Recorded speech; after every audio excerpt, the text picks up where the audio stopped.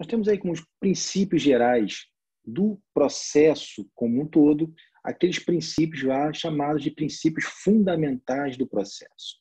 Esses princípios fundamentais são aqueles que, de fato, vocês, inclusive, já tiveram oportunidade de estudar, de pesquisar em direito processual civil, em direito constitucional. Vamos aqui só relembrar o princípio da isonomia ou o princípio da igualdade, lembrando que essa aplicação no processo de trabalho é uma aplicação diferenciada mediante a hipossuficiência do trabalhador, no caso, enquanto empregado, em uma relação contratual trabalhista. E, nesse ponto, a gente deve relembrar aquela famosa expressão, aquela famosa definição, vamos dizer assim, de Rui Barbosa, onde igualdade seria tratar desigualmente os desiguais, na medida que eles possam se equivaler.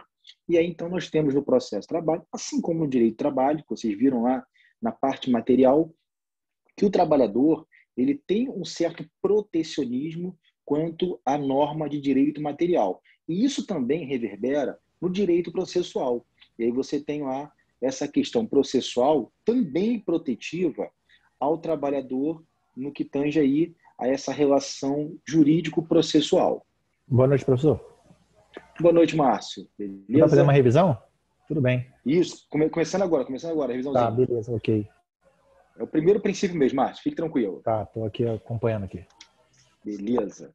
E aí, então, além desses princípios fundamentais, princípio do devido processo legal, princípio do contraditório, da ampla defesa, né? Aquele princípio que garante que as partes processuais tenham as mesmas oportunidades de se manifestarem, as mesmas oportunidades de praticarem, por exemplo, produção de provas. Isso aí, na verdade, nós já temos já desde o processo civil e principalmente lá em direito constitucional. Porque, claro, a gente tem que lembrar que esses princípios garantidores processuais, eles estão lá inseridos no artigo 5º, como, inclusive, causa pétrea da nossa Constituição. Mas, para o direito processual do trabalho, especificamente, existem alguns princípios que se aplicam de forma distinta. E aí nós vamos sair um pouquinho dessa seara de princípios fundamentais para princípios que são estritamente utilizados nesse momento e com essa interpretação ao processo do trabalho. Por exemplo, você fala de finalidade social. O princípio da finalidade social no processo de trabalho, ele tem que verificar que, de fato, ainda que exista um conflito naquela relação contratual trabalhista, empregado-empregador, o resultado que o Estado vai proferir através de uma sentença judicial, ele tem que observar, por exemplo, o princípio que rege aquela relação do direito material. Vou dar até um exemplo aqui, que é um exemplo bem recente, aliás, de alguns minutos atrás. Agora, antes de 7 horas, eu estava aqui juntando uma defesa trabalhista e uma ação de rescisão indireta. E aí, vou dar aqui a minha argumentação enquanto defesa do réu, mas fiquem bem à vontade de não concordar. Vamos lá, o que acontece?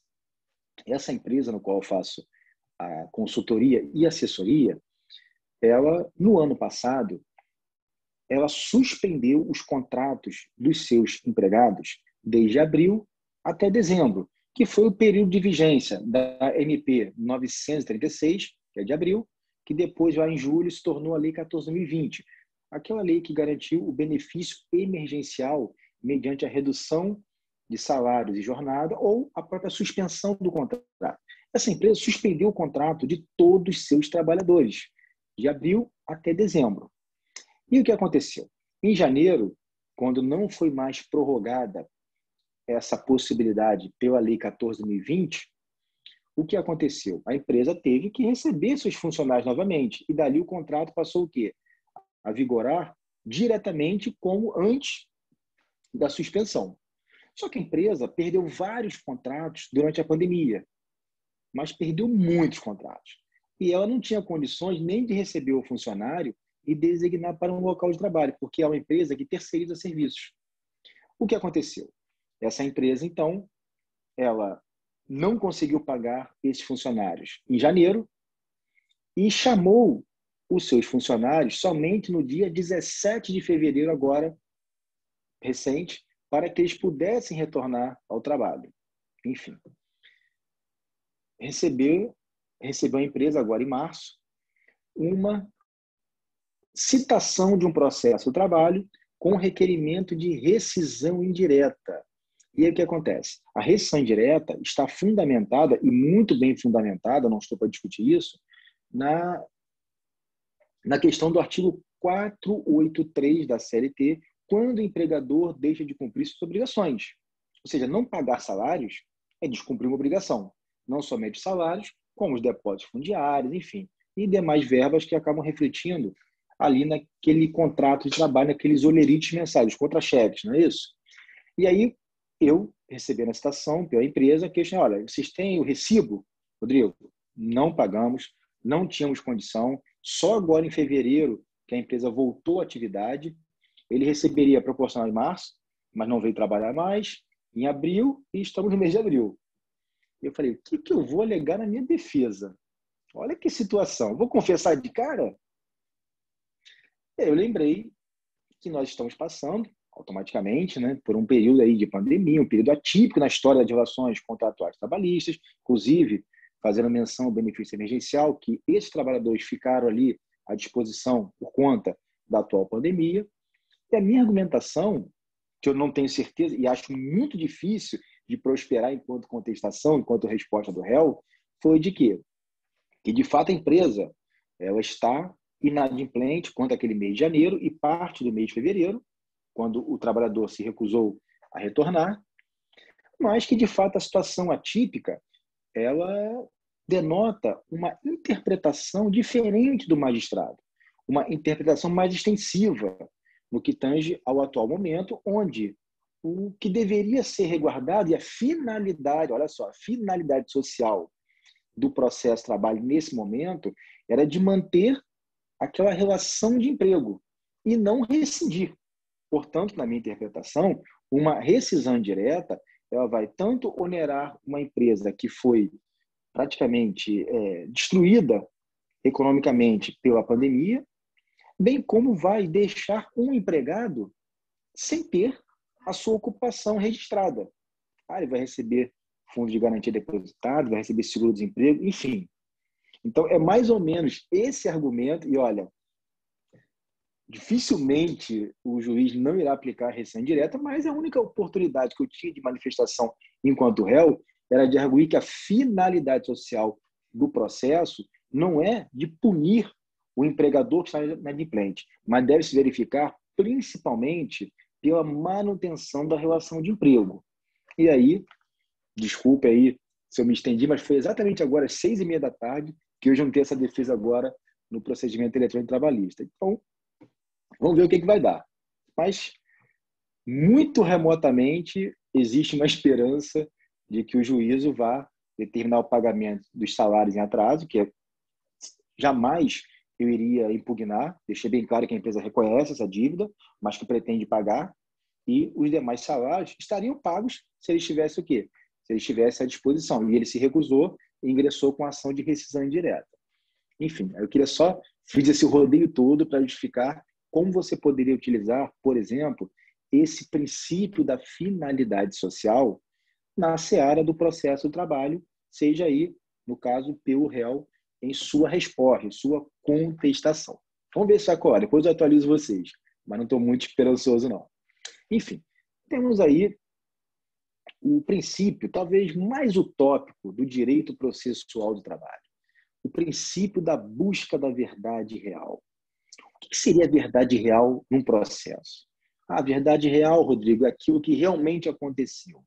E quem vai conseguir, talvez, trazer ao convencimento do Poder Judiciário, através dos magistrados, o que exatamente aconteceu?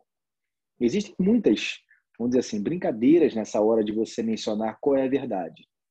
Eu tenho um grande amigo, professor, que ele me ensinou o seguinte: existem 4 verdades no processo. A verdade que o autor alega, a verdade que o réu traz em forma de impugnação a pretensão do autor, tem a verdade que o juiz vai entender e tem a verdade que realmente aconteceu. Então é muito difícil, porque Você falar de verdade real não significa que a sentença, por mais que seja razoavelmente justa, vai trazer de fato o que aconteceu na realidade. E aí vocês viram lá no direito do trabalho aquele princípio da primazia da realidade, que tinha mais valor o contrato de realidade que o contrato escrito. Perfeito. Mas no processo, a gente trabalha com provas. E vamos falar daqui a pouco sobre isso, do princípio do ônus da prova. E nem sempre você tem elementos para trazer ao juízo o que de fato aconteceu. E muitas das vezes você tem uma sentença de improcedência quanto ao autor de uma ação, o que você não teve condições de produzir tais provas. E muitas vezes você, enquanto réu, é condenado de algo de forma injusta, porque você deixou de ter as provas produzidas como deveria. Então, isso, na verdade, esse princípio da busca da verdade real no processo de trabalho, ele acaba sendo uma utopia. Mas essa é, na verdade, a grande, vamos dizer assim, o grande intuito do Poder Judiciário, é, de fato, buscar. Agora, se vai conseguir, é uma outra história. Direito e justiça são, muitas vezes, sinônimos e antônimos. Caminham juntos, mas, às vezes, muito paralelamente. Temos o princípio da conciliação. Esse princípio que eu estou falando, por favor, anote aí que é importante, que em algum momento da prova vão cair. O princípio da conciliação no processo de trabalho, ele garante que a qualquer momento a conciliação poderá ser realizada. Inclusive, o juiz deve, no primeiro momento da primeira audiência, sempre tentar a conciliação. Houve uma designação de uma audiência inicial, que seria de conciliação, o juiz, então, irá tentar. Lembrando que no processo de trabalho, na justiça do trabalho, não há presença do conciliador mediador.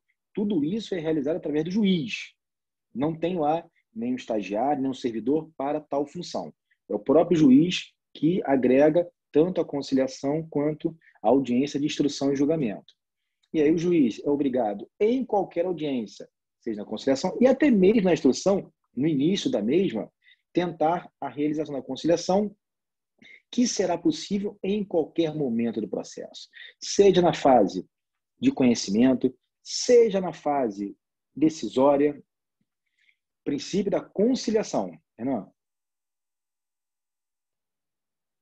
Seja na fase de cumprimento de sentença, execução, seja em recurso, seja o processo estando talvez em recurso de revista, que a gente vai ver para a segunda avaliação, lá no Tribunal Superior do Trabalho.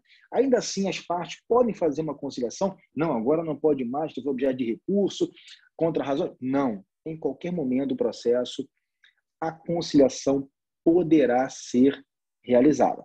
Mas aí vem um outro princípio que acaba, de certa forma, balizando alguns tipos de conciliações, que é o princípio da indisponibilidade, ou também conhecido como princípio da irrenunciabilidade. Indisponibilidade ou irrenunciabilidade. Esse princípio é específico ao trabalhador, ao empregado, seja em qual polo ele estiver do processo. Por quê? Existem direitos que são indisponíveis para o trabalhador.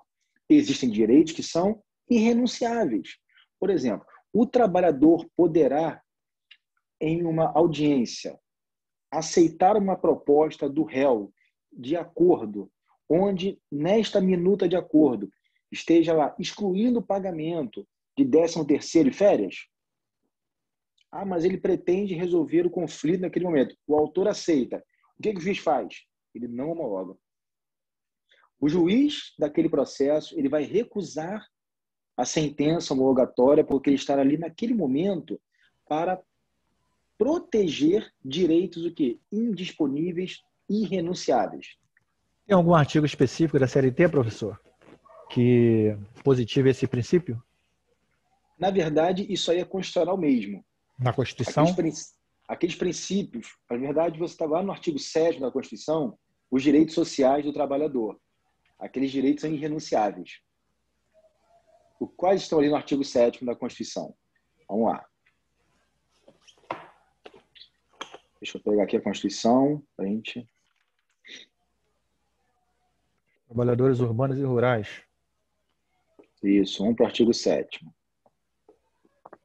Olha, salário mínimo, fundo de garantia, 13º salário, proteção do salário na forma da lei. Olha só quanta coisa. Ó, gozo de férias anuais remuneradas com pelo menos 1/3 a mais. Ou seja, tudo que está aqui nesse artigo 7º são considerados o quê? São considerados irrenunciáveis pelo trabalhador. E ainda que ele manifeste a sua vontade perante o Poder Judiciário Trabalhista, cabe ao juiz que estiver ali presidindo aquela audiência, que estiver responsável por aquele processo, de não aceitar tal proposta.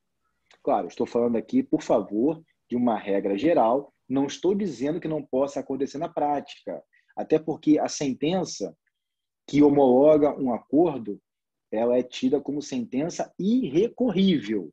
Porém, vocês já estudaram a chamada ação rescisória. Já ouviram falar? Ou seja, a ação rescisória, inclusive, ela pode ser utilizada quando você demonstra que houve uma grave falha do Poder Judiciário, no caso do órgão julgador. Então, olha, isso é muito polêmico que eu estou falando com vocês, mas eu entendo como passível de... Não é recurso. A sentença homologatória de um acordo judicial, ela não é passível de recurso, mas a ação rescisória não é um recurso. É uma ação a ser distribuída que visa a rescindir uma decisão anterior.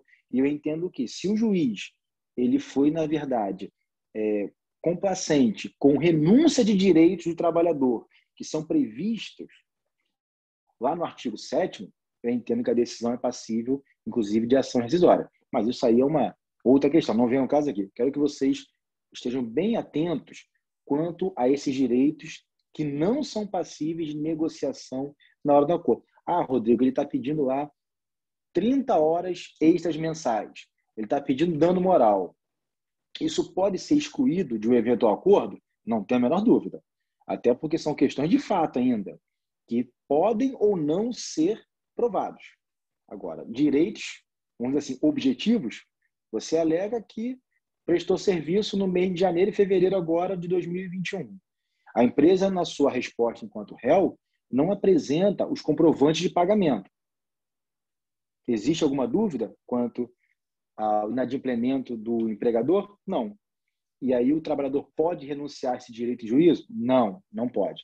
O juiz de trabalho, ele vai simplesmente, aliás, ele deve, né, simplesmente recusar essa possibilidade de acordo em que exista qualquer tipo de renúncia àqueles direitos previstos no artigo 7º da nossa Constituição Federal, os chamados direitos sociais que atingem o trabalhador urbano, o rural, inclusive, lá no final do artigo 7º, vocês vão perceber que também foi estendido à categoria do empregado doméstico, com muita justiça.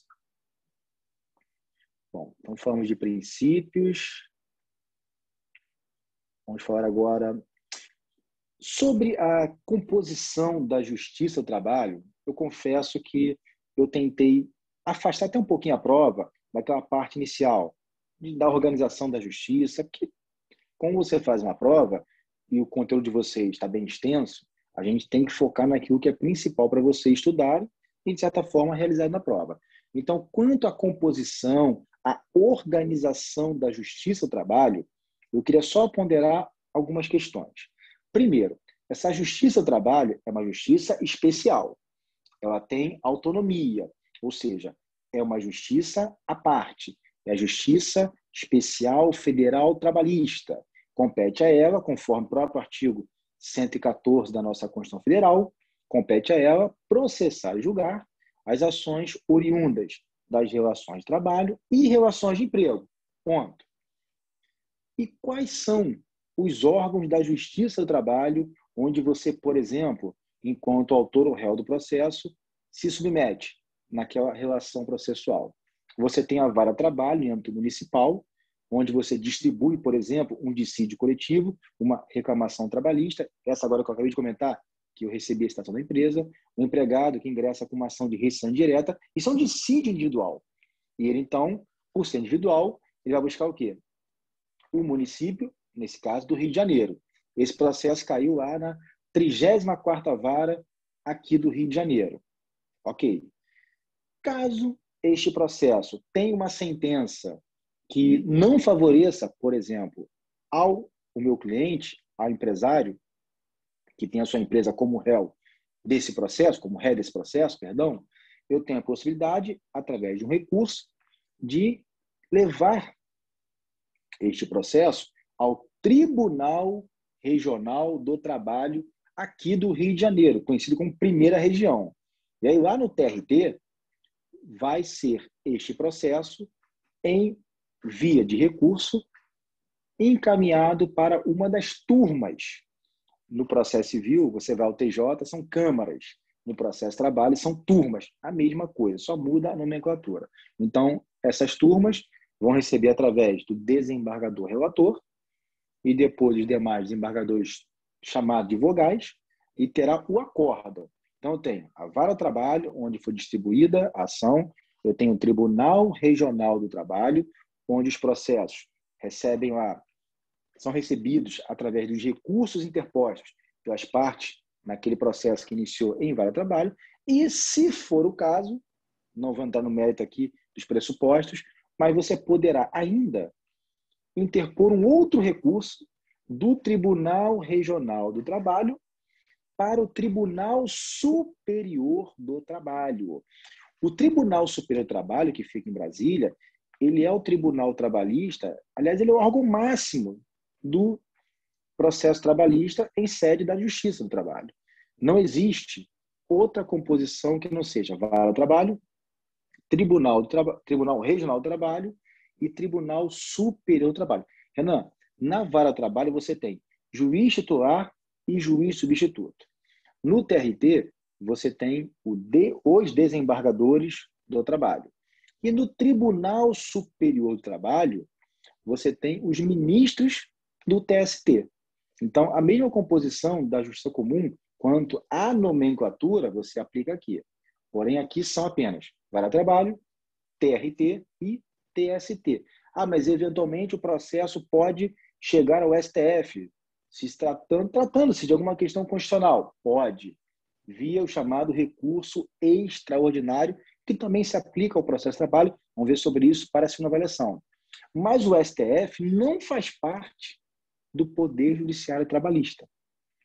O STF é um tribunal à parte. Só fazem parte da Justiça do Trabalho, varas de trabalho, âmbito municipal, TRT, âmbito regional, e TST, que é o nosso Tribunal Nacional, com sede lá em Brasília. Professor, o senhor falou vara do trabalho, mas pela Constituição, incisos 1, 2 e 3 do 111, ele não fala em vara do trabalho, fala em juízes do trabalho. O senhor está fazendo... É como se fosse isso, né? Vara do trabalho, na verdade, são juízes do trabalho. O que acontece? Com o advento do atual CPC 2015, você tem essa recepção dos processos não mais encaminhados ao juiz, e sim ao juízo. Uhum. Então, falta ainda uma atualização. Inclusive, você na CLT, Márcio, você vai encontrar junta de conciliação e julgamento. Sim. Que é outra aberração. Foram extintas com a emenda constitucional 24 de 99. Ou seja, inclusive no processo de trabalho, você não precisa, aliás, não deve requerer a sua petição encaminhada ao juiz, e sim ao juízo. Sempre ao juízo, exatamente. Até porque, Márcio, você é testemunha disso, a gente sabe que existe uma rotatividade dos juízes. Sim. Inclusive titular substituto. E, às vezes, o tabelar, por ausência, motivo de saúde, muitas vezes por suspeição e impedimento. Então, é uma grande falha você hoje ainda mencionar nesses textos normativos juiz, encaminhar. Não, é o juízo. O juízo é uma figura abstrata. Claro que aquele juízo ele vai ser representado pelo diretor do cartório, ou chamado RE, mas tem a pessoa do juiz como responsável por aquele funcionamento do cartório. Então, a gente precisa ainda muito adaptar, eu acho uma vergonha isso, adaptar nossa legislação às nomenclaturas corretas. E é um grande erro. E você vê aí, você vai na internet, procura modelos de petições. 90% são petições encaminhadas ao juiz, ao excelentíssimo senhor doutor juiz de direito. Está errado. Está errado. Como é que você inicia uma petição inicial? Eu espero que a gente tenha em breve a aula de prática. Se for comigo, já vai fazer petição em sala de aula, todos juntos. Como se inicia a petição inicial? Ao douto juízo de direito da tracinho, vara do trabalho do Rio de Janeiro. Eu estou falando isso porque ele consta, esse tipo de nomenclatura, ele consta na nossa Constituição. Inclusive, se eu for também no que fala da justiça eleitoral, você vai ver lá, juízes eleitorais, sim, na justiça do trabalho, sim. Juízes trabalhistas, né, do trabalho, entendeu? Exatamente. Então, eu estou fazendo essa ressalva aí. Sim, sim, mas... Eu não sei se o CPC poderia ter esse condão de alterar essa nomenclatura, entendeu? O problema é que o CPC, na pirâmide de Kelsen, ele está abaixo da Constituição. Exatamente. Mas eu concordo com você, concordo. Talvez, assim, uma simples emenda constitucional para alteração de termos técnicos, processuais e materiais na Constituição já serviria. Mas é pedir muito do Congresso, né, meu amigo? Tem outros problemas, segundo eles, maiores para resolver. Então, só para a gente voltar aqui, quanto à justiça, trabalho e organização, apenas essa ponderação de quais são os órgãos. Vara de trabalho, tribunais regionais de trabalho e Tribunal Superior do Trabalho. Bom, e já adentrando mais um pouquinho, apenas mais um pouco, nessa seara da organização da justiça do trabalho, já que falamos de vara de trabalho, vamos falar da Secretaria da Vara de Trabalho. O que vocês estudam em processo civil, processo penal? O cartório da vara criminal, o cartório da vara civil. Aqui você fala Secretaria da Vara de Trabalho. Rodrigo, qual é a diferença da Secretaria da Vara de Trabalho para o cartório da vara civil? Nenhuma. Nomenclatura novamente. Assim como chamam o responsável aqui da Vara de Trabalho, diretor da Secretaria, e na Justiça Comum Estadual chama de RE, o responsável do expediente. Apenas nomenclaturas, mas que tecnicamente as suas atuações são as mesmas. E você tem lá como auxiliares do juiz os técnicos judiciários, que são aqueles servidores concursados com ensino médio, com o concurso, né, que exigiu o ensino médio, e vocês têm os analistas judiciários, que são aqueles concursos, exatamente, muda só o nome. Os analistas judiciários, que são aqueles concursos para servidores do Tribunal Trabalhista, que tenha nível superior. Inclusive, o diretor da secretaria, ele obrigatoriamente tem que ser um analista, ele não pode ser um técnico. Tem os estagiários, que não são servidores públicos na contratação, mas respondem como tais nas suas atuações. Ou seja, você tem o ônus, mas não tem o bônus. Ponto.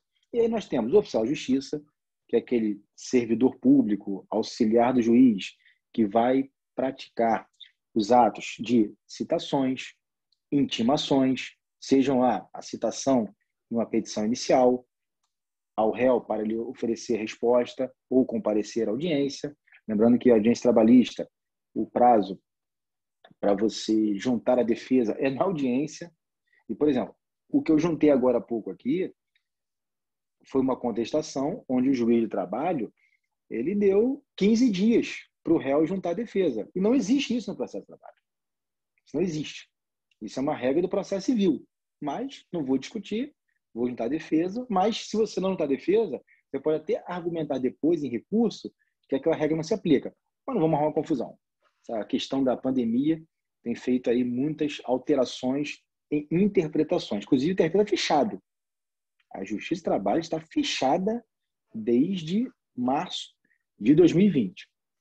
Bom, temos ainda o secretário calculista, aquele servidor conhecido como contador, mas que não realiza a perícia, aquele secretário do juiz que tão somente atualiza os valores e faz a conferência de cálculos. Ele não realiza a prova pericial. Se tiver necessidade de perícia, as partes têm que indicar no processo ou o próprio juiz de ofício poderá nomear. Mas não é esse servidor secretário calculista que irá elaborar qualquer tipo de perícia e nem poderá ser nomeado pelo juiz face à sua atuação como servidor já concursado o que demandaria, segundo aí o processo de trabalho, demandaria uma suspeição. Professor, tem embargo de execução em processo de trabalho? Tem embargo de execução. Embargo de terceiros, embargo de execução. Os embargos de execução vão ver no próximo para a prova. Tem previsão na CLT. Já os embargos de terceiro, a previsão do próprio CPC, que é o 674 CPC, ou então, salvo me engano, artigo 884 da CLT, que fala dos embargos à execução do processo de trabalho. São um pouquinho diferentes quanto à questão de prazo, a questão de aplicação, mas... 4 acho que é possessório. Não, 674. Viu 674 CPC.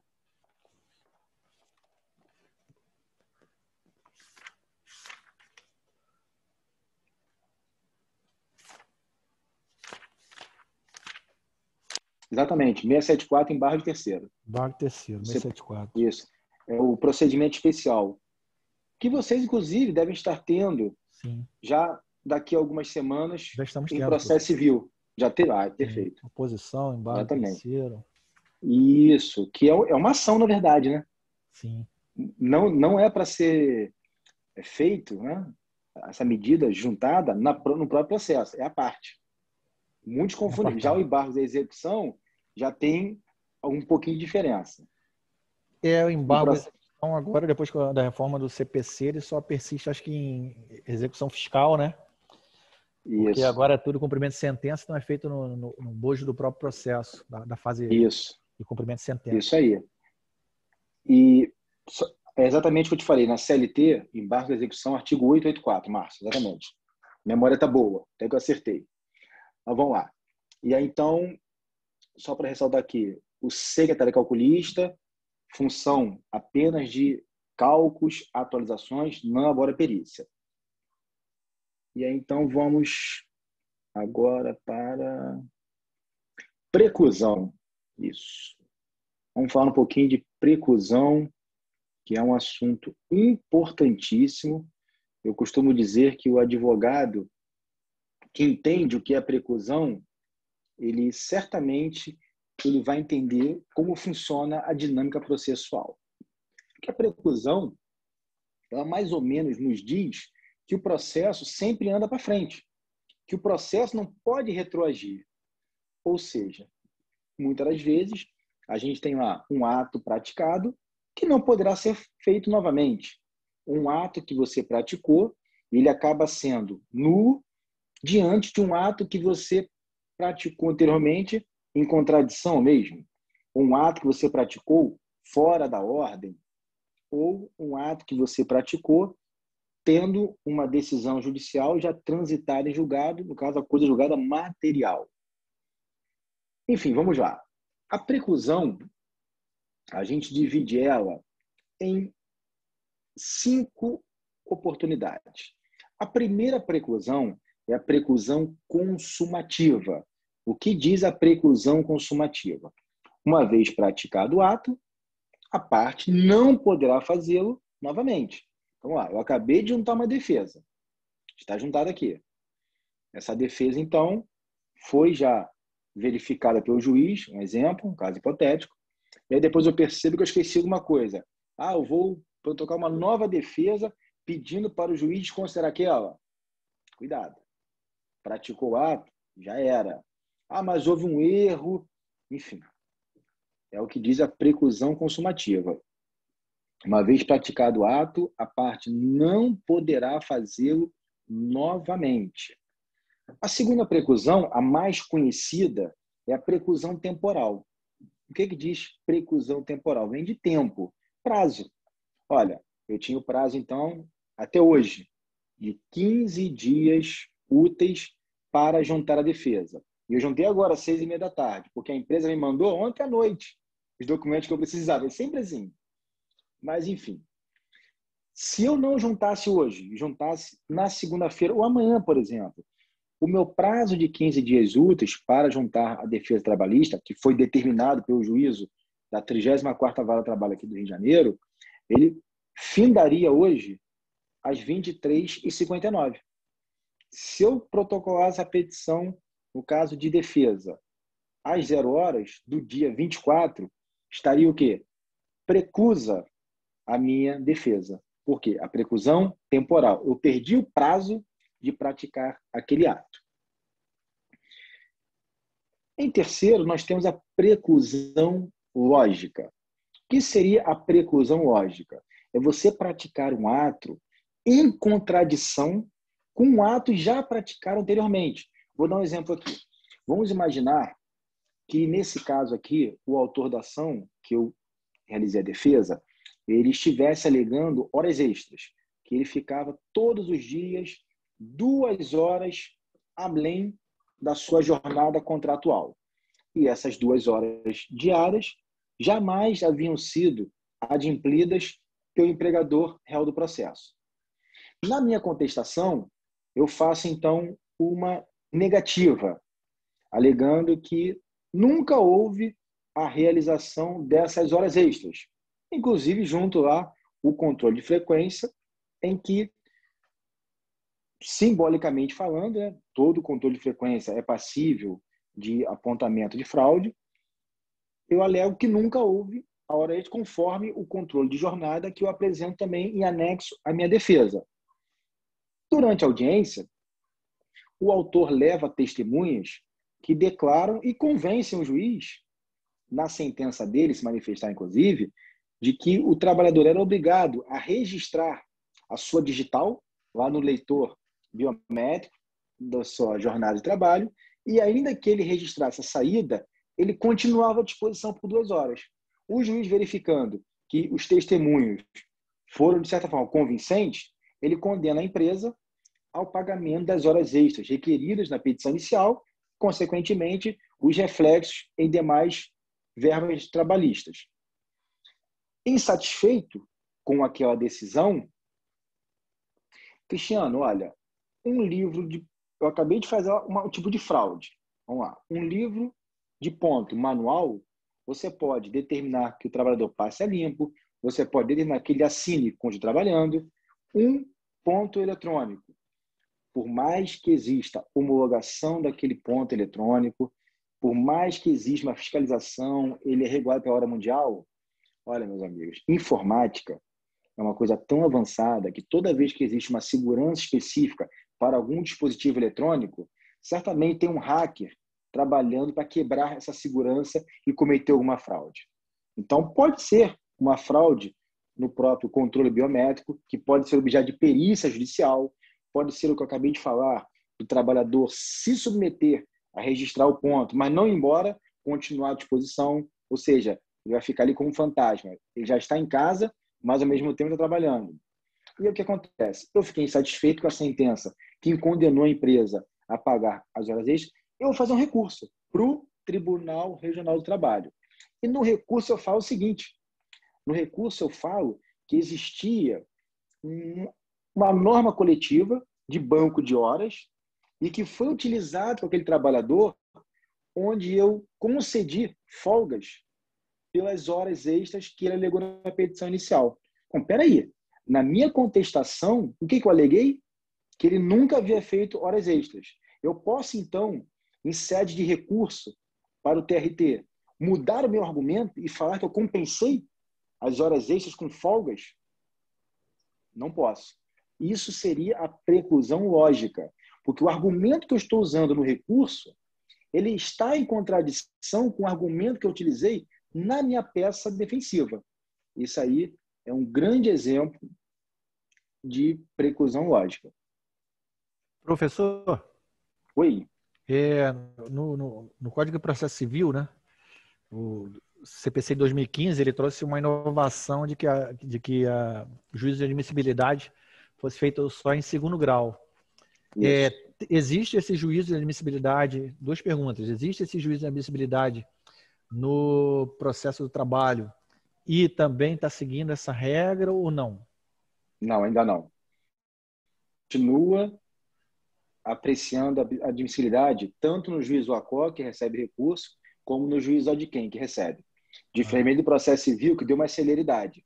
Apenas o juízo... Apenas o juízo ADQUEM é que faz a admissibilidade. Professor. Exatamente. Oi, Mara. Tudo bom? Tudo jóia. Passando bem, graças a Deus, né? Ótimo, tô ótimo. Que bom. Eu queria tirar uma dúvida. Claro? Você acabou de falar que no recurso a argumentação não pode contradizer a peça inicial. É isso que eu E, entendi, certo? Quando isso... depende. Se você tiver o autor. Eu dei o exemplo como réu, mas poderia eu, Sim, quanto autor, ter falado alguma coisa e, num recurso, mudar o meu argumento. sim, mas no que tange ao réu, não tem como mudar. Se mudar, Nem, tanto o réu quanto o autor. mas só pode ser a preclusão, não pode, por algum motivo especial, provocar uma nulidade do processo? Nulidade, não, não.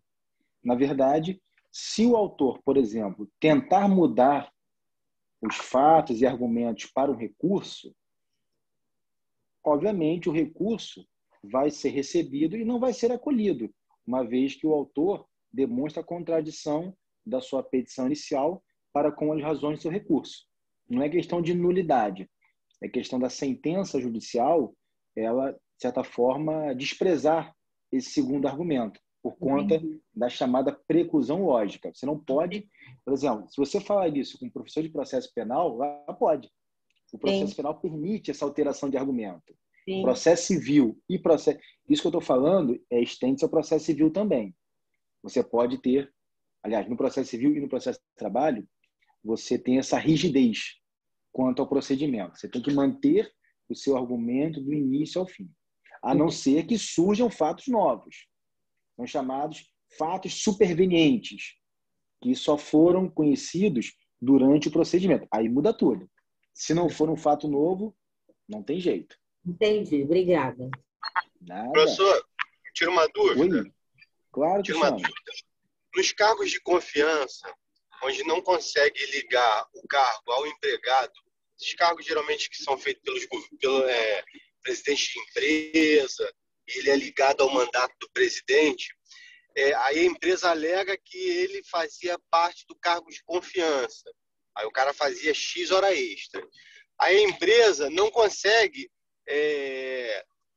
provas suficientes para enquadrar aquele empregado a esse cargo que ela diz. Isso pode cair na preclusão lógica? Não, calma aí, vamos por parte. Vamos por Esse, parte.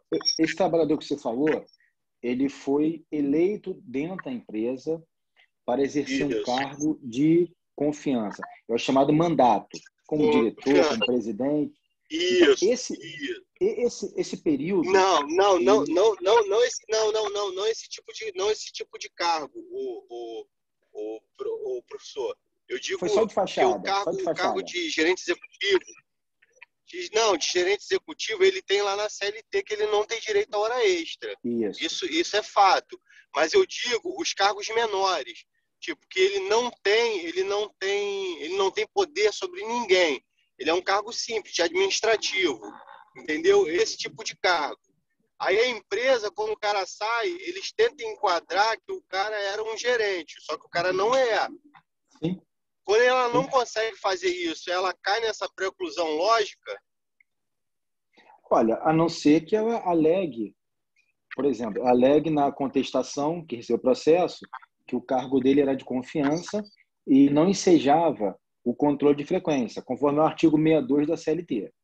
E aí, a empresa sofre a condenação e, no recurso, alega uma outra informação. Não pode. Agora, Cristiano, eu vou te dar um exemplo mais claro sobre o que você me falou. Alguém aqui trabalha em banco? Ou já trabalhou em banco? Não. Vamos lá. O exemplo do banco é muito interessante. Deixa eu só ver que tem um áudio aqui que está aberto. Eu vou só fechar rapidinho, Cristiano, daqui a pouco você abre. Banco Desculpa, Cristiano. Banco é muito engraçado. Se você analisar como eram os bancos há mais de 20 anos atrás, alguns aqui nem eram nascidos, você tinha dentro do banco o gerente geral, o gerente pessoa jurídica e o gerente pessoa física. Era apenas os três. E você tinha ali 12 caixas. Hoje você vai ao banco, você tem 3 caixas e tem uns 10 gerentes. Tem gerente de relacionamento, gerente de pessoa física, gerente de pessoa jurídica, gerente de cartões de crédito. Inventaram um monte de nomenclaturas para gerente. Por que isso, Cristiano? Porque o trabalhador bancário geral, ele tem jornada limitada a 6 horas por dia.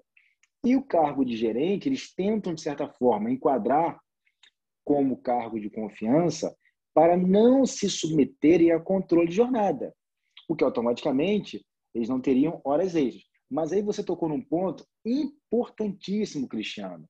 Esses gerentes têm autonomia para admitir, para dispensar? Não. Ele tem autonomia de gestão daquela empresa? Não. Ele é gerente? Nunca foi. E aí você entra com uma ação requerendo a nulidade daquele contrato, porque ele nunca foi gerente, e você tenta enquadrá-lo como bancário, mas você vai utilizar como base o salário dele, que ele recebia como pseudo-gerente, e requerer as horas extraordinárias como se fosse bancário. Por isso, vocês devem já ter escutado falar que ações trabalhistas em face de bancos normalmente têm um valor exorbitante, por conta dessas condenações, que é muito simples. Como que a empresa vai comprovar que um gerente de relacionamento pessoa física tem poder de gestão? Se ele não pode dispensar, se ele não pode contratar, e não tem qualquer autonomia financeira daquele, vamos dizer assim, empreendimento. E aí surgem essas questões. Você tem que manter o discurso e vai até o fim com ele. Se você mudar o discurso, aí ocorre a preclusão lógica. Mas excelente exemplo, Cristiano. Era isso mesmo, professor. Obrigado. Nada, meu amigo. Olha, se algum de vocês um dia forem para a aventura da advocacia trabalhista, jamais se recusem a uma ação de funcionário de banco, que realmente são ações maravilhosas financeiramente. Eu tenho um amigo que trabalha lá no centro do Rio e ele é especializado. Ele já foi gerente de banco e depois, como ele foi gerente, tem muitos colegas que procuram ele e ele tem ações maravilhosas, realmente. Agora, você nunca mais trabalha, desculpa, estão gravando aqui, você nunca mais trabalha em banco na tua vida, porque eles têm lá a listinha negra deles. Professor, mas é uma ação rápida para o banco, Olha, de banco, essa de banco?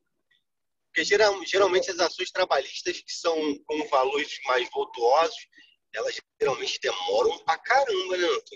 demora. Não, professor? Demora. Assim, Cristiano, eu não tenho como precisar para você, aqui no Rio de Janeiro, com 82 vagas de trabalho, cada uma funciona de uma forma diferente, que é um grande absurdo, vamos falar isso mais à frente, não hoje. E assim, não tem como você... vai durar 1 ano, 2 anos, 10 anos. Isso vai depender muito da instrução processual, do juiz, vai depender muito da vontade das partes, em tentar negociar evitando uma sentença futura. Enfim, é o tipo de processo, às vezes, que você interpreta como uma poupança. Vai deixando. Uma hora ele vai sair. Quando sair, vai ser bem interessante. Agora, celeridade, ainda mais em fase de banco, os bancos normalmente querem levar o processo até o STF. A justiça é célere, professor. Rapidinho ele vai receber essa grana aí. Tá vai bom. sim. É 1%, professor? Oi? É 1% De quê? de juros que ela corre por mensal para ela fazer a atualização lá na frente? Depende de quando foi proferida a sentença. Aí você aplica a regra de 0,5% a 1% ao mês, máximo 12% ao ano. O Código Civil, não é, professor? Do Código Civil, perfeito. Isso aí. Aí você fala assim, se demora 20 anos, eu vou ter um percentual enorme. Como é 20 anos? Complicado. Mas segundo Márcio, a justiça é séria, em menos de 8 meses você resolve isso. Professor, tinha um advogado lá, tinha um processo anti-ódio no nome do autor, né? Ele e vários, né? Na época eram 400 e poucos litisconsorte no polo ativo. Meu Deus. 400 e pouco. Aí, demorou pra caramba, era de 1983, se eu não me engano. Eu entrei em 2002, olha quanto tempo. Até porque vai morrendo o autor, embolando e vai o dando processo. filho. Vai dando filho. Aí, então, começou a entrar as habilitações. Foi expedido o precatório parcial E aí foi morrendo, foi habilitando, aqueles 400 viraram 1.000 e pouco.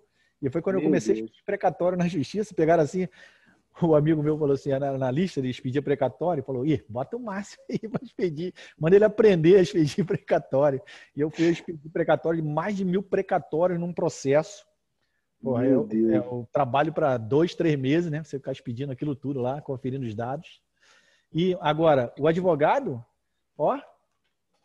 ficou nadando. Porque o que ele ganhou dinheiro ali, 30% de cada um, mais os 10% de honorários de cara precatório, fez a vida dele. Demorou 30, 40 anos, né? Mas no finalzinho ele se deu bem. Ou o filho deles bem, né? Ou o filho, porque realmente ele estava ruimzinho no final. Ele também estava igual os autores. Estava quase batendo as cacholetas lá. Ele mandava o secretário dele toda hora ia olhar o processo lá. Daqui a pouco parte, né, vai ter que fazer... Daqui a pouco eu tenho que fazer a sucessão do advogado. Mas tem mesmo, às vezes tem habilitação de advogado. Inclusive, tem, no caso de falecimento de advogado, eu até ensino muito isso em inteiro do processo. Falecimento de advogado, o cartório dá o prazo de 20 dias para que a parte constitua outro advogado. Inclusive, sob pena, se for autor da ação, dependendo do estado do processo, de aplicação da extinção do processo sem julgamento de mérito, a decisão terminativa. Então, tem que ficar de olho mesmo. Cristiano, sucumbência tem sim, no processo de trabalho, de 5% a 15% por força da reforma trabalhista, da Lei 13.467 de 2017. Antes não havia. Só havia sucumbência em caso de parte representada por sindicato. Aí você tinha. Após a reforma trabalhista, aí aplicaram os percentuais de 5% a 15%, diferentemente do processo civil, que é de 10% a 20%. Enfim, mas aí por força da reforma trabalhista. Quem estipula essa porcentagem é o juiz. É o juiz. Isso é um grande problema da advocacia com a magistratura. Você tem entre 5% e 15%. O advogado sempre pede um ano alto, 15%. E o juiz, segundo a legislação processual, ele tem lá a discricionariedade de avaliar o zelo que o advogado teve pelo processo, a atuação do advogado, o quanto ele teve de trabalho, e ele vai arbitrar naqueles percentuais previstos, mínimo e máximo, que estão, nesse caso aqui, na CLT. Isso aí é muito, muito polêmico. A advocacia realmente ela briga muito por essas decisões que acabam sendo de foro íntimo do magistrado. Muitas vezes ele não tem noção do quanto o advogado trabalhou na esfera extrajudicial, que o processo não é só o que aparece no cartório. Muitas das vezes existem negociações, reuniões, e ele aplica ali conforme, muitas das vezes, me perdoa aqui, o número de petições que o advogado fez no processo. Isso não tem o menor sentido.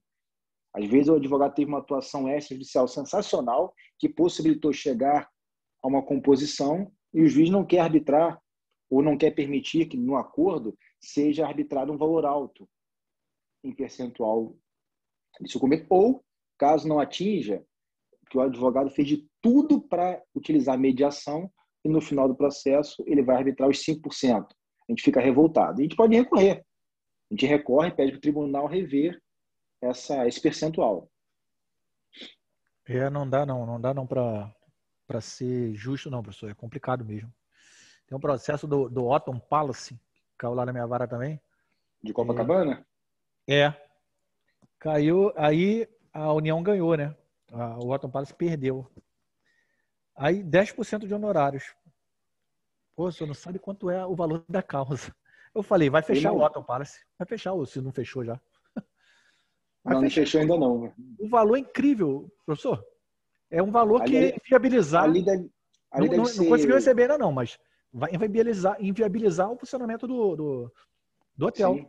Entendeu? Sim, então, sim. Acho que também o juiz também tem que pensar nisso também.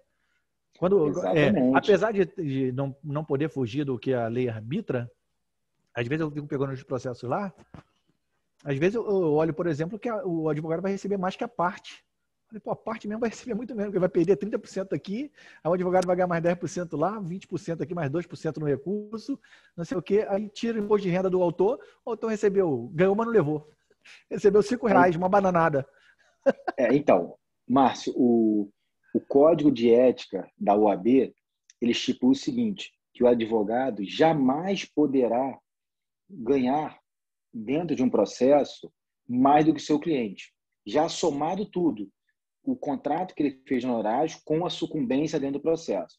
Então, pelo Código de Ética da OAB, o advogado poder, no máximo, juntando o contrato que ele tem com o seu cliente mais a sucumbência, receber 50% do valor da condenação.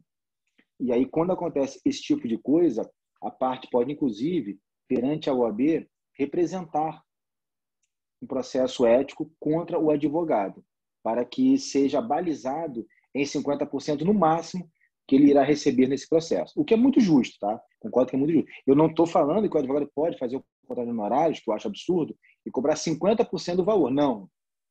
Ele cobra 20%, 30%, quando tem um proveito econômico sobre o resultado. Mas aí vem sucumbência, vem talvez sucumbência em execução ainda. E aí, somado isso tudo, se ultrapassou 50%, ele tem que devolver a parte para o cliente. É isso que o Código de Ética da OAB preconiza. O que eu acho até muito. Acho até muito.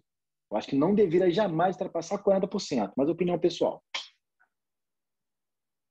Esse não é o que você falou. Daqui a pouco o advogado recebe mais do que o cliente. Agora, lembrando, tem cliente que acha o seguinte, eu vou receber 70%, você 30%.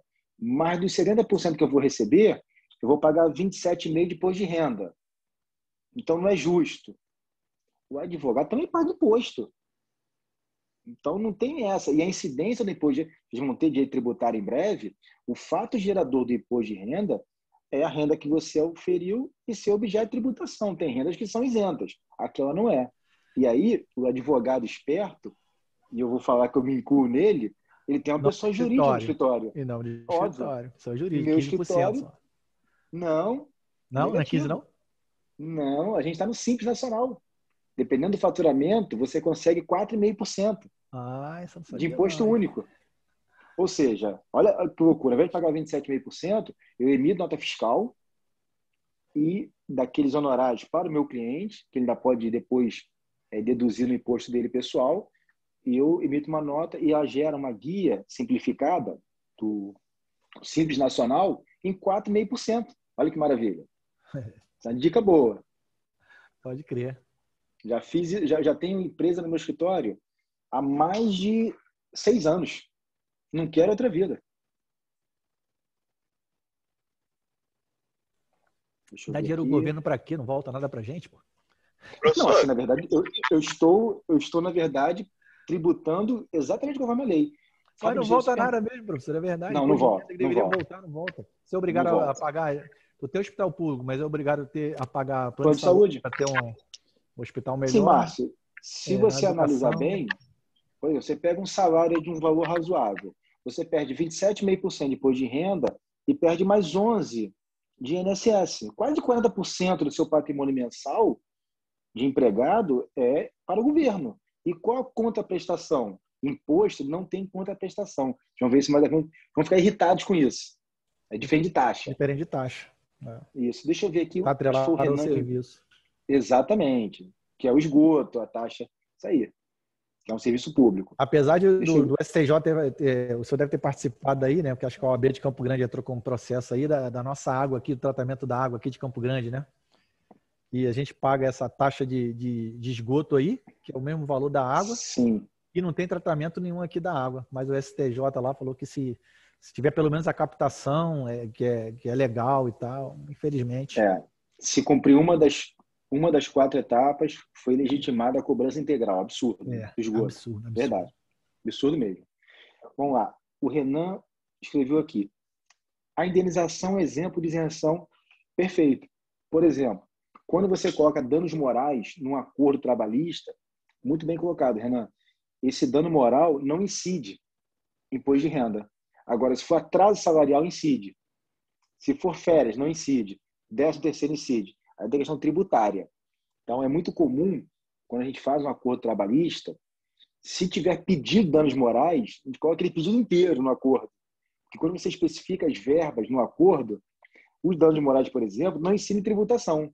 Agora, se for salário, 13º, horas extras que integram a remuneração, isso tudo é tributável. Muito boa colocação, Renan. Já vi que você conhece um pouco do assunto aí. Bom. Não, Mara, é ridículo. Isso aí é lamentável Professor, mesmo. Oi, professor, me tira mais uma dúvida. Juro que eu vou claro, parar de vamos lá. perguntar. Quando você fecha um acordo com o advogado, geralmente 30% do valor da causa que você receber, geralmente na trabalhista, geralmente é assim. É, Uhum. esse montante, ele entra o fundo de garantia se tiver de ser recebido e as 5 parcelas do seguro-desemprego, ou isso não entra, é direito do trabalhador? Não entra nesse cálculo? Olha, Cristiano, você não tem noção de quantas pessoas eu atendo por semana reclamando isso de advogados. Eu vou dar minha opinião pessoal e depois a opinião jurídica. Minha opinião pessoal é que o valor do fundo de garantia só deverá ser incluso no contrato de prestação de serviço do advogado, primeiro, se o fundo de garantia estiver retido e o empregador não tiver liberado. Ou seja, foi através do meu trabalho enquanto advogado que foi liberado aquele valor. Então, eu poderia cobrar um percentual. O seguro-desemprego, com todo respeito, eu acho um absurdo advogado cobrar percentual de seguro-desemprego. Isso não tem o menor sentido. Até porque se o seu cliente, no mês seguinte, conseguir um outro emprego, aquele seguro-desemprego é cancelado, que o CAGED já identifica que ele está com uma ocupação e o requisito para você continuar recebendo seguro-desemprego é estar desempregado. E aí você, advogado, vai cobrar parcelas que o cara não recebeu? Então, assim, eu acho uma aberração jurídica. O fundo de garantia, por exemplo, você entra com uma ação, o fundo está depositado, mas tem a multa do fundo de garantia que não foi quitada. Vai depender do seu contrato. No seu contrato de honorários, tem que especificar qual o percentual e sobre o que vai incidir. É sobre a indenização do processo? É sobre o montante, inclusive, do fundo de garantia? E vou mais além. O percentual do advogado se dará sobre o valor bruto recebido pelo cliente ou pelo valor líquido? Isso tudo tem que ser estipulado no contrato. Porque, vou repetir, muitas vezes, se o contrato é genérico, 30% do proveito econômico da causa da indenização, pode ser que a sentença seja 100 mil reais. Aí você cobra 30%. 30 mil é seu enquanto advogado. Perfeito. Dos 100 mil, o seu cliente paga 27,5. Então, ele já paga 27,5 de imposto de renda e talvez INSS sobre aqueles valores, e depois o que sobra para ele é menor que o do advogado, mas é tributo. Eu não questiono. Alguns advogados têm o cuidado de colocar esse percentual sobre o valor líquido recebido pelo cliente. Isso varia de acordo com o contrato, como eu falei também, porque o advogado também paga imposto. Então, não é tão somente a parte autora que vai pagar imposto. Ah, mas o advogado, eu já declarei aqui, já entreguei o jogo, que tem o Simples Nacional. Isso pouco importa. Isso não interessa ao cliente, você vai tributar. Então, eu acho que é o eterno jargão, né? O que é combinar não sai caro.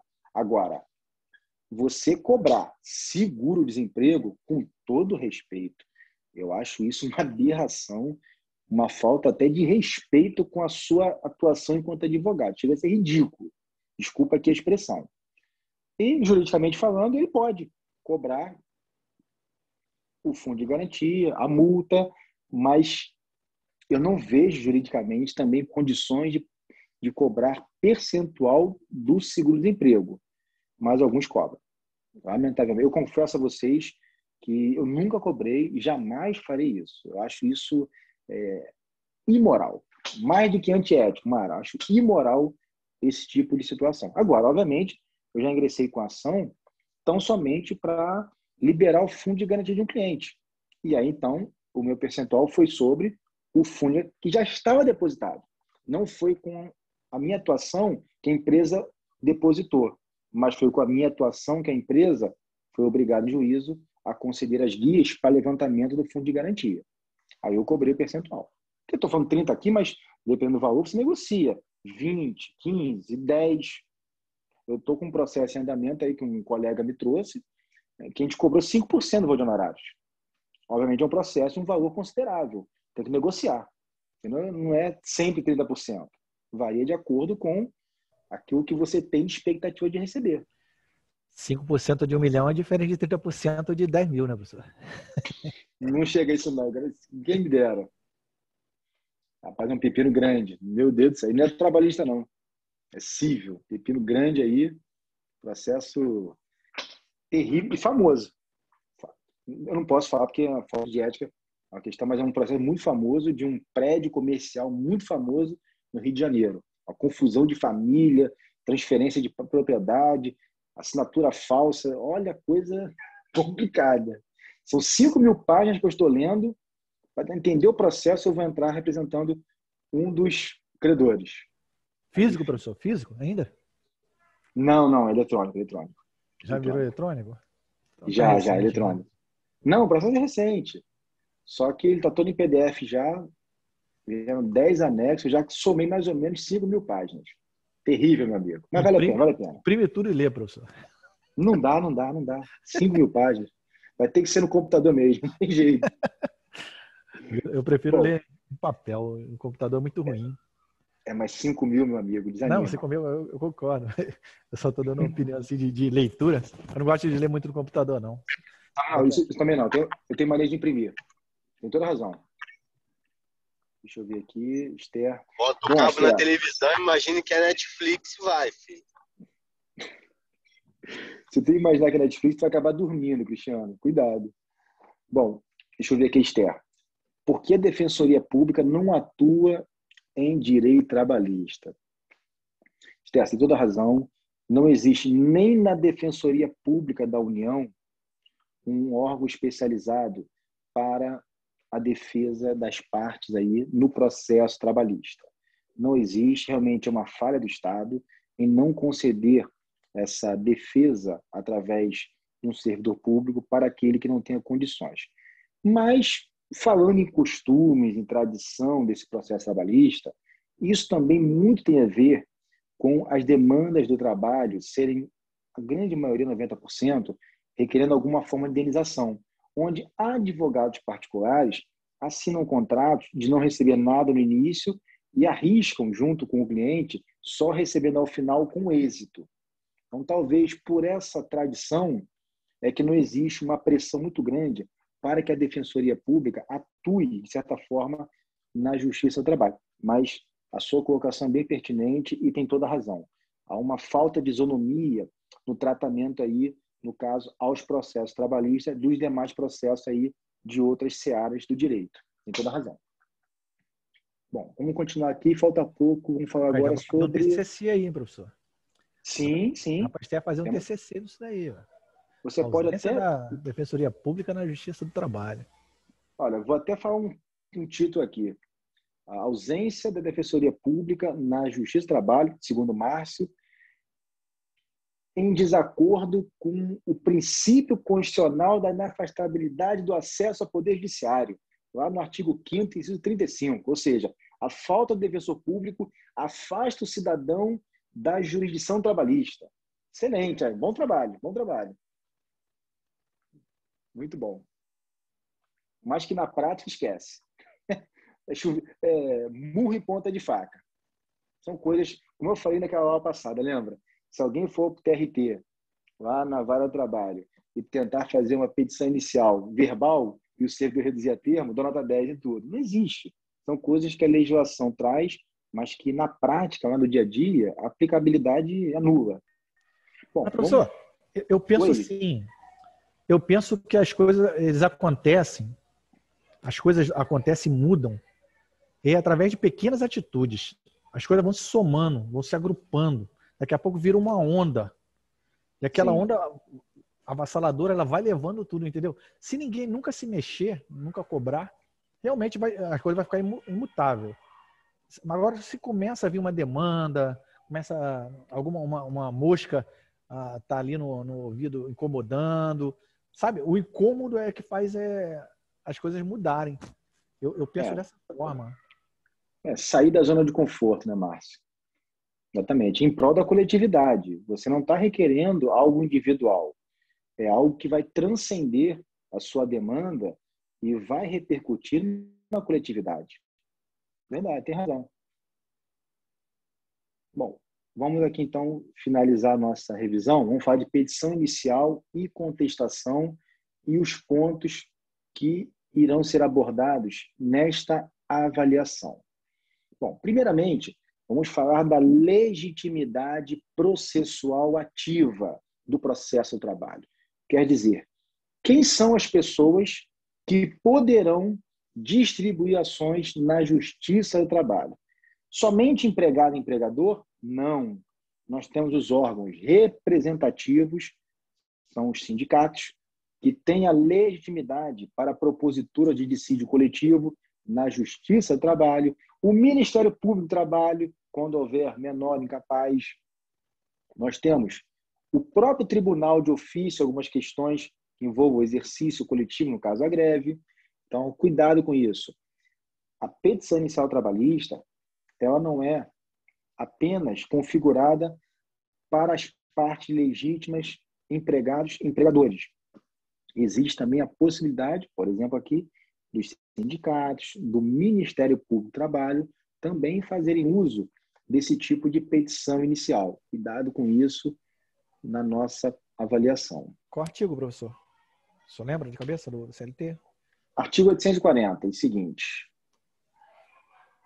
Vamos lá. Obrigado. Vou pegar aqui.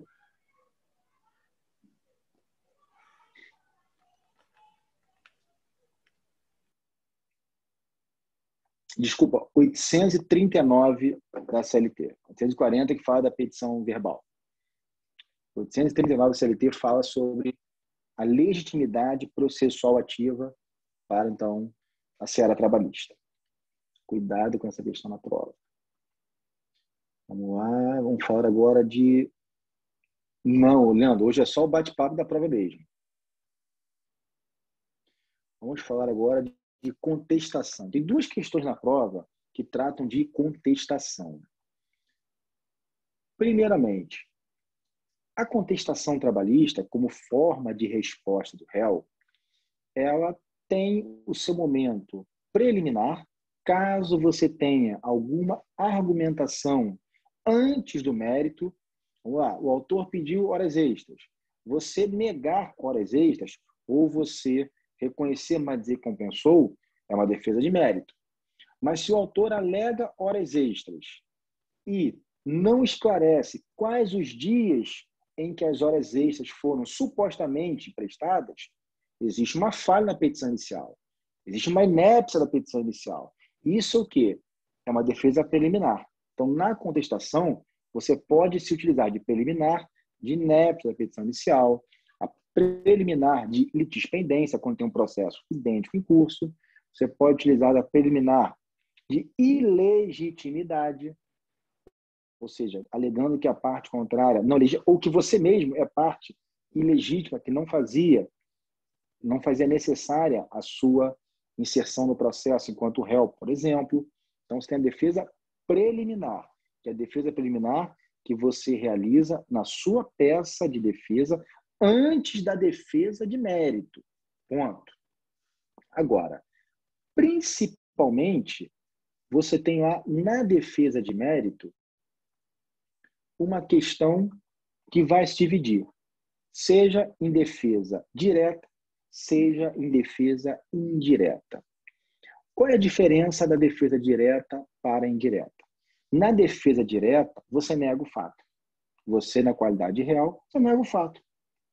E deixa que o ônus da prova continue ao reclamante, por força do artigo 818 da CLT. Ou seja, o artigo 818, que praticamente ele traz o mesmo texto normativo do artigo 373, inciso 1 do CPC. Diz aqui, artigo 818, inciso 1 da CLT.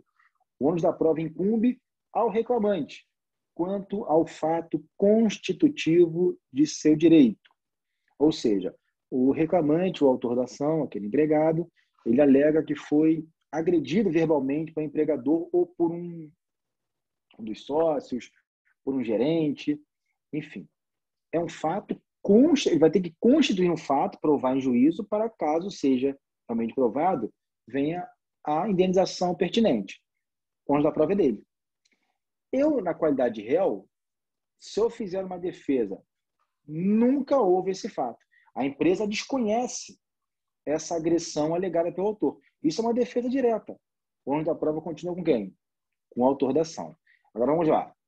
Se na minha defesa eu alego o seguinte: de fato houve uma agressão verbal do gerente da empresa, mas a agressão verbal ela sucedeu a uma tentativa de agressão física do autor da ação, empregado, no meio do expediente, dentro do estabelecimento comercial do réu. Isso é uma defesa indireta. Eu estou reconhecendo que o gerente da empresa ofendeu o autor, agressão verbal. Mas eu estou trazendo o quê? Olha o inciso 2. Ônus da prova incumbe ao reclamado quanto à existência de fato impeditivo, modificativo ou extintivo do direito do reclamante.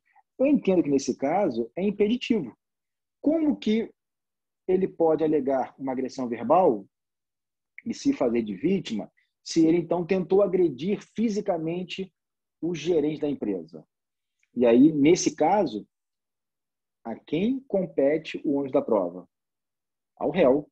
Você não falou que o gerente quase foi agredido por ele? Agora prova. Então, essa seria uma defesa indireta. Na defesa direta, você nega o fato. Na defesa indireta, você reconhece o fato, porém nega a repercussão jurídica. Então, não estou declarando, não estou deixando de reconhecer que o preposto do réu ofendeu ele, mas estou dizendo que ofendeu ele de forma sucessiva a uma tentativa de agressão física. Eu vou ter que comprovar agora que houve a tentativa de agressão física. Se eu não comprovar, eu já reconheci que meu gerente, então, o quê? Agrediu verbalmente ele. E eu vou estar confesso. Então, voltando. Não esqueçam disso. Na defesa direta, o réu nega o fato. E se for um fato constitutivo, compete o ônus da prova ao autor. Sabendo que no processo de trabalho, questões que envolvam recibos salariais e controle de frequência incumbe ao réu trazer essas provas. Exatamente, Robson. O assédio moral no ambiente de trabalho, e eu confesso, eu estou até nesse semestre agora orientando um aluno sobre esse tema. E normalmente esse tema ele desperta muita atenção de alunos. Acho que esse é o único que eu tenho apenas um caso de aluno que eu estou orientando TCC de assédio moral. E confesso a você que nos últimos 10 anos, eu acho que foi a palestra que eu mais proferi em universidades e empresas. Assédio moral no ambiente de trabalho. E em todos os momentos que eu tive esse diálogo acadêmico ou em empresas, seja para empregados ou para empregadores, que são palestras um pouco distintas, o principal fundamento desse tipo de, vamos dizer assim, de problematização do assédio moral é a dificuldade de se provar. A gente sabe muitas vezes que aquele seu colega de trabalho que presenciou diariamente você ser ofendido, você ser tratado com rigor excessivo, você, de certa forma, ser alijado de alguns direitos no trabalho por algum gestor, aquele seu colega de trabalho, muitas das vezes, ele terá receio de ir a um processo trabalhista como testemunha depor a seu favor, até com receio dele perder o emprego dele, quando muitas vezes ele ainda está vinculado àquele empregador. É mais fácil você conseguir esse tipo de testemunho quando aquele trabalhador não está mais na empresa. Mas aí temos alguns problemas, que muitas vezes ele também tem um processo contra a mesma empresa, também de assédio moral, ele acaba ficando, de certa forma, sem isenção para depor contra a empresa. Então, Robson, é muito difícil você provar, em alguns casos, a prática tanto do assédio moral quanto do assédio sexual. Claro que nos dias de hoje, com a tecnologia interagindo a todo momento com os colegas de trabalho, com gestores e subordinados, a gente tem aí, por exemplo, mensagens de WhatsApp, e-mails, videochamadas, até mesmo gravações de ligações telefônicas. As provas hoje, elas avançaram na esfera tecnológica, mas ainda assim, você tem dificuldade como autor da ação, muitas das vezes, de provar o assédio moral, caso não tenha esses fatores tecnológicos que possam vir a trazer uma espécie de convencimento ao Poder Judiciário, porque testemunha, nesse caso, seria imprescindível. Porém, nem todas têm essa disponibilidade e, às vezes, vamos dizer assim, essa honestidade de estar em juízo e falar a verdade apenas. Não te ajudar, mas falar a verdade. Deixa eu ver aqui, Robson. Existem empresas que, além das câmeras, também o empregador faz captação de voz, ou seja, conversa, sem a violação? Olha, não acho que seja violação não, Robson. Desde que a empresa deixe bem claro que aquele ambiente está sendo monitorado com áudio e vídeo. Porém, ambiente de trabalho.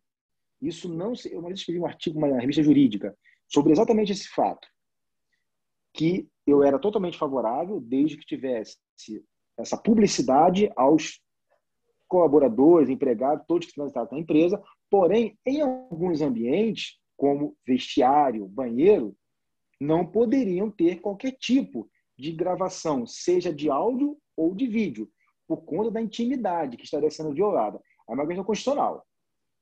Mas eu sou muito favorável, sim, à gravação de voz e vídeo, e com um parêntese, que essas mídias sejam disponibilizadas também ao empregado quando ele requerer. Sim. Aí fica equilibrado. Já pensou eles me gravarem lá, eu com o jornal lá, conversando com Deus lá na hora? Não dá, né, professor? Só para ilustrar a sua explanação aí, teve um processo onde eu trabalho também, uma servidora militar, ela entrou com um processo, eu não lembro exatamente quais são as nuances desse processo, mas eu sei que ela foi assediada sexualmente por um superior. Foi chamada, não lembro que ela trabalhava, não sei se era engenharia, alguma coisa assim. Aí foi chamada para supervisionar alguma coisa, e o cara, né, deu uma prensada nela na parede, começou a falar um montão de coisa. E ela, assim, ela se esquivou e saiu fora. E aí, no outro dia, o cara pediu desculpa. Não, que não é isso, eu sabe que eu sou casado. Aquela conversinha fiada. Mas depois começou a pressionar ela, né, com medo dela falar e tal. Começou a pressionar ela e um dia ele foi chamado lá no gabinete dela. Ela levou um celular e gravou a conversa, entendeu? Ele falou, pô, desculpa aí, ontem eu, né, não estava bem assim. E aí ela entrou com esse processo, porque depois ela foi chamada, começaram a tratar ela diferente. Na esfera militar tem algumas coisas, né, superiores, assim, um acoberta o outro. Acho que quem trabalha aí sabe como é que é difícil lidar com superior, né? E aí o muitas processo vezes a hierarquia desmotiva, né? A hierarquia traz um medo.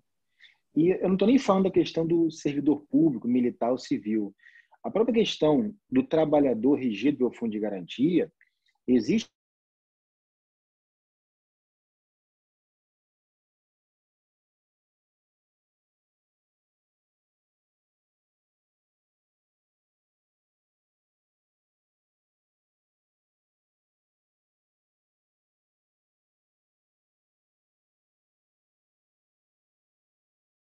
Sara colocou aqui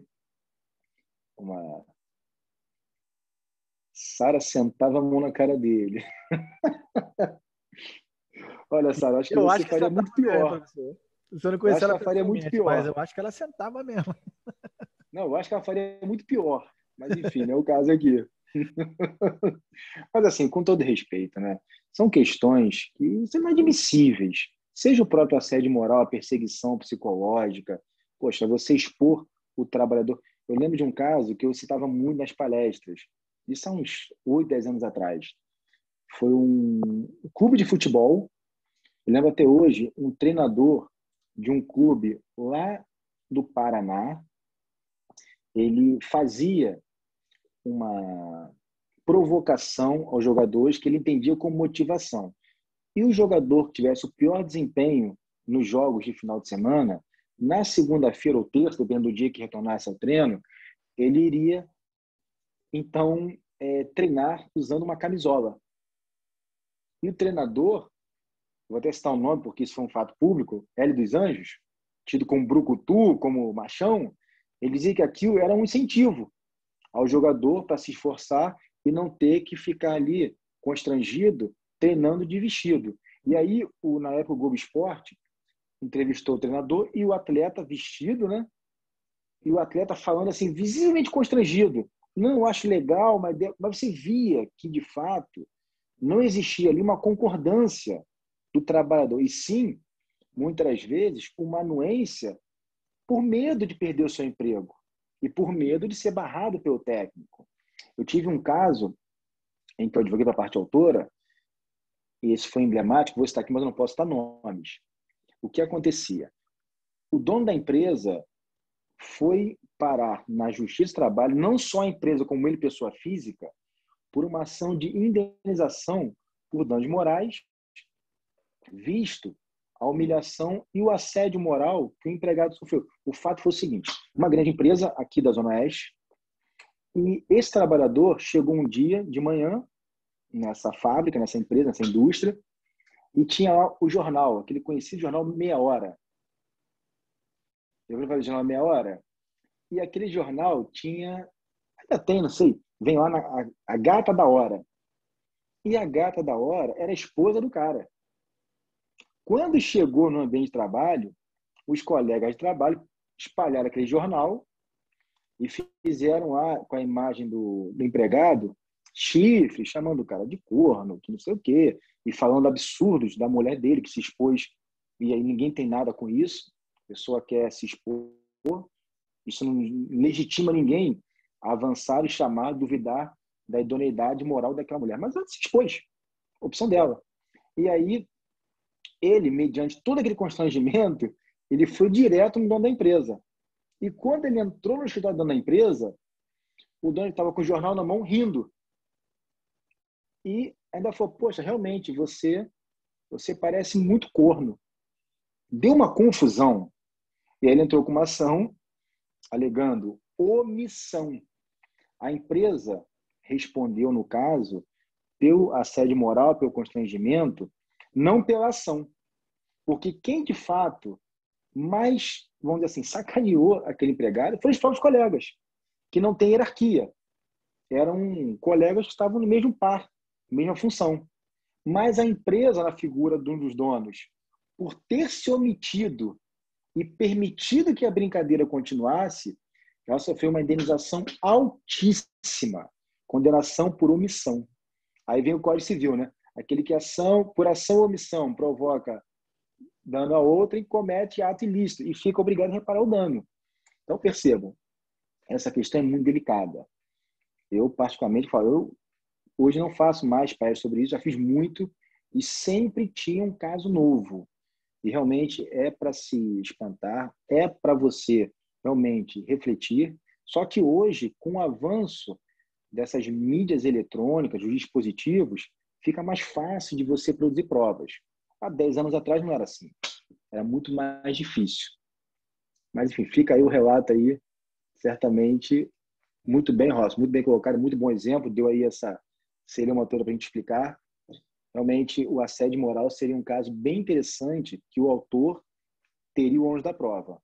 E aí, no caso, a contestação certamente seria direta, para deixar com que o ônus da prova continuasse ao autor da ação. Agora, se você reconhece o fato e quer trazer um outro fato para justificar e impedir o direito daquele autor de eventual dano moral por conta daquele assédio, aí você traz para si o ônus da prova. Bom, deixa eu ver aqui. Deixa eu ver aqui, Renan, pois não. Se a vítima faz uma petição onde diz que o dono da empresa praticou a ação e acaba perdendo o processo, ele pode entrar com uma nova ação onde diz que o dono foi omisso? Não. Na verdade, nesse caso, já houve o trânsito em julgado. E o fato é o mesmo. Ele não pode entrar com a mesma ação, ainda que seja com a pessoa, dono da empresa, que representa naquele caso. Mas nesse caso, eu vou te afirmar. Ele entrou com a ação contra a empresa e a pessoa física desse sócio aí, que desferiu essas palavras de baixo calão contra a pessoa dele e contra a pessoa da esposa dele. E automaticamente não precisa dizer que ele saiu da empresa, né? Não teria como ele continuar lá. Uma confusão danada. Enfim. Meus amigos, olha, finaliza aqui o nosso conteúdo. Foi terrível, Renan. Foi terrível. Mas tem um caso pior que eu vou contar para vocês agora. Finalizou aqui a nossa revisão. Tudo isso que a gente falou aqui, vocês já deixem aí apontado, pedir a prova, para vocês terem uma maior celeridade. E só para ilustrar aqui o nosso final da aula, um desfecho, já que vocês gostam de história engraçada, essa realmente foi terrível. E me perdoem aqui, eu vou só reproduzir. Eu não participei de nada, não fui advogado de nada, mas um amigo advogado foi no meu escritório me pedir ajuda. E o cara já entrou rindo. Vou explicar o porquê. Uma pessoa estava desempregada e procurou um amigo que era chefe de segurança de uma empresa multinacional. Esse chefe de segurança, então, alertou ele que haveria um processo seletivo e ele o fez. Só que essa empresa multinacional é muito criteriosa. E no processo seletivo, eles exigiam, inclusive, exame de sangue, exame de urina e exame de fezes. E aí, então, esse concorrente à vaga tinha um problema sério, que ele dizia que não conseguia fazer o exame de fezes. Chegando em casa, ele, então, o que fez? Ele pediu para a esposa fazer o exame. E ele levou, coletando as fezes da esposa, e levou para a empresa. Ótimo. Finalizado o processo seletivo, passaram 2 meses, ele não foi chamado. E ele, então, indagou ao colega chefe assim, poxa, você me disse que estava tudo certo, que era só fazer o processo seletivo. E esse chefe da segurança, visivelmente constrangido, segundo ele, disse o seguinte, olha, precisamos conversar.